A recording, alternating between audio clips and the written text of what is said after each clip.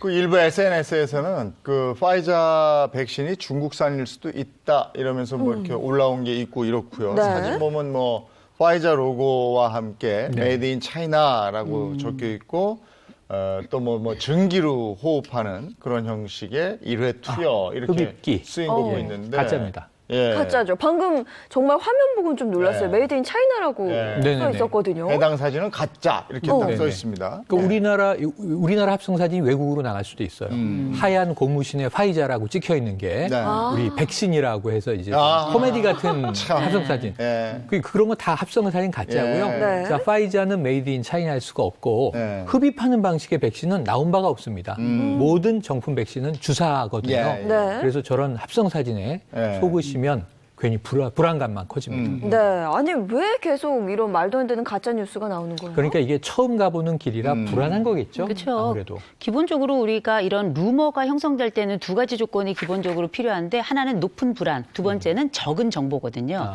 그렇다 보니 사실은 사람들이 적은 정보를 가지고 높은 불안을 해소하기가 어려우니까 제3의 정보, 제4의 정보가 끊임없이 들어오는데 때로는 이 정보를 제공하는 사람들이 어떤 관심을 유도한다든지 혹은 또 다른 목적으로 말도 안 되는 정보를 배출하게 되는 경우에는 요새 또 SNS라고 하는 굉장히 빠르게 전달하는 매체가 있잖아요.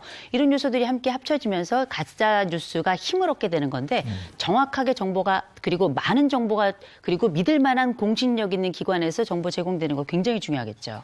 그 백신에 대한 가짜 뉴스 이제 강력하게 처벌받게 되는 겁니다. 관련 목소리 듣고 오겠습니다. 정부는 계획된 접종 순위에 따라 보다 많은 국민이 접종받을 수 있도록 최선을 다할 것입니다. 그와 함께 사실과 다른 가짜뉴스나 허위사실 유포로 국민의 불안을 부추기거나 백신 접종을 방해하는 일이 있다면 엄단하지 않을 수 없습니다.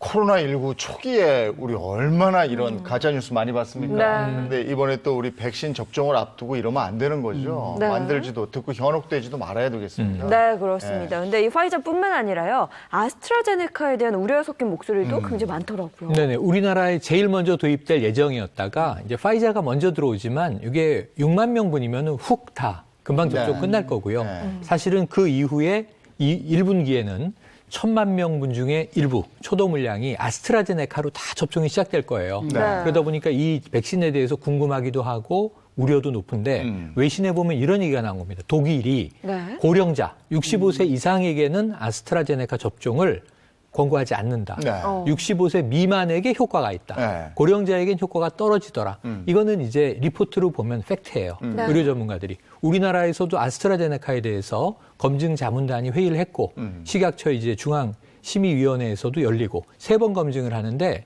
보고서를 보니까 일반 성인에게 80.7% 효과가 있어요. 네. 예방 효과가. 네. 근데 65세 이상 고령자에게는 약 64% 효과가 있어요. 그러니까 효과가 떨어지죠. 고령자에게. 하지만 이제 WHO의 권고 기준이 50%만 효과가 넘으면 써도 되는 백신이다. 64%면 나쁜 건 아니다.